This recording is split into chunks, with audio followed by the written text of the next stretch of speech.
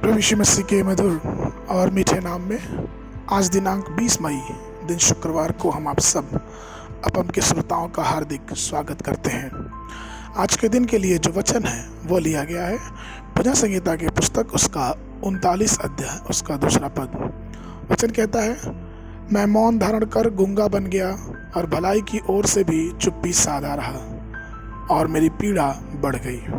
प्रभु मेरे प्रिय लोगों, एक समय की बात है कि एक बार एक राजा था और अपनी शाही सवारी पे अपनी हाथी पे तैयार होके अपने सैनिकों के साथ एक यात्रा पे निकल पड़ा, शहर घूमने निकल पड़ा, राज्य घूमने निकल पाया। और राजा की उस वैभवशाली सवारी को देख के लोग उसकी वाहवाही कर रहे थे। और तभी अचानक एक गौरैया ने मजाकिया रूप से राजा से पूछा, क्या तुम मेरा एक पैसा लेना चाहोगे जो मेरे पास है? राजा ने गौरैया को बिना देखा किया, अनसुना किया और अपनी सवारी के साथ आगे बढ़ता गया। फिर कुछ समय के बाद फिर गौरैया आई और फिर उसने पूछा कि क्या तुम मेरा 1 रुपया, एक पैसा लेना चाहोगे? और उस गौरैया के बार बार कहने से राजा को लगा कि वो शायद मुझे पैसा सही में दान करना चाहती है। तो राजा ने कहा, ठीक है, मुझे वो एक का सिक्का दे दो। और जैसे ही गौरैया ने वो सिक्का दिया, वो तुरंत चिल्ला के कहने लगी कि देखो देखो, राजा कितना गरीब है, उसने मुझसे भीख मांगा है और मैंने उसे मेरे पास 1 रुपया जो था वो दान में दे दिया। यह सुनकर राजा को बहुत नाराज हुआ, राजा बहुत गुस्सा हुआ और क्रोधित होके उसने गौरैया को पकड़ने की कोशिश की, लेकिन वो सफल नहीं हो पाया। और फिर उसने सिक्का को वापस गौरैया की तरफ फेंक दिया।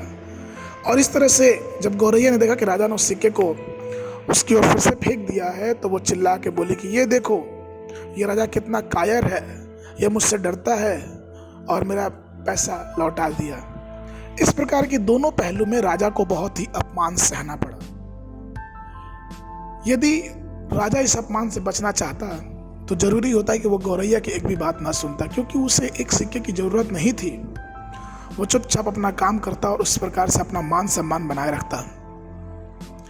इसी प्रकार से प्रिय, बाइबल के 2 सामुएल की पुस्तक उसके 16, उसके 9 और 10 पद में वचन कहता है कि तब शौरिया के पुत्र अवेशी ने राजा से कहा, यह मरा हुआ कुत्ता मेरे प्रभु राजा को क्यों श्राप देने पाए? मुझे उधर जाकर उसका सिर काटने दे। राजा ने कहा, शौरिया के बेटे, मुझे तुमसे क्या काम? वह जो कोसता है वो यहोवा, और यहोवा ने जो उससे कहा है और दाऊद को श्राप दे तो उससे कौन पूछ सकता है, और तू क्यों ऐसा कहा है? इन शब्दों के बाद हम देखते हैं कि वो जो राजा को कोसने वाला था अपने रास्ते में चल पड़ा। अगर आप इस पूरे वृत्तांत को पढ़ेंगे तो यहाँ पे ये पता चलेगा कि एक व्यक्ति था जो दाऊद को बहुत कोसता था, और वहीं पे एक मनुष्य था जो उसको मारने के लिए तैयार हो गया, लेकिन दाऊद ने उससे मना किया, नहीं, ऐसा मत करो। अर्थात जब लोग आपकी निंदा करें, जब आपके लोग झूठे से आरोप लगाएं या फिर बुरी बुरी अफवाहें फैलाएं, तो आपको लज्जित होने की जरूरत नहीं है। आप उन सब बातों में अपना धैर्य ना खो दें, आप चिड़चिड़े ना हो जाए, आप क्रोधित ना हो जाए, लेकिन अपनी सारी बातों को परमेश्वर पे डाल दें, क्योंकि वो प्रभु है जो हमारी चिंता करता है। वो हमारे बोझ को हल्का करता है, वो हमें शांति देता है। और प्रभु के आनंद में हम लगे रहें और उसको स्तुति करते रहें, क्योंकि जब हम प्रभु के साथ रहते हैं तो हमें कभी भी शर्मिंदा नहीं होना पड़ेगा।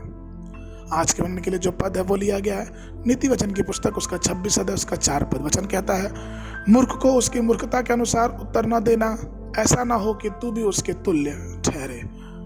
बाइबल अध्ययन के लिए वचन पढ़ता है सुबह के समय पहला इतिहास की पुस्तक उसका 10, 11 और 12 पद अध्याय, संध्या के समय यूहन्ना रचित सुसमाचार उसका 6वां अध्याय 45 पद से लेकर 71 पद तक। परमेश्वर आप सबको आशीष देवे।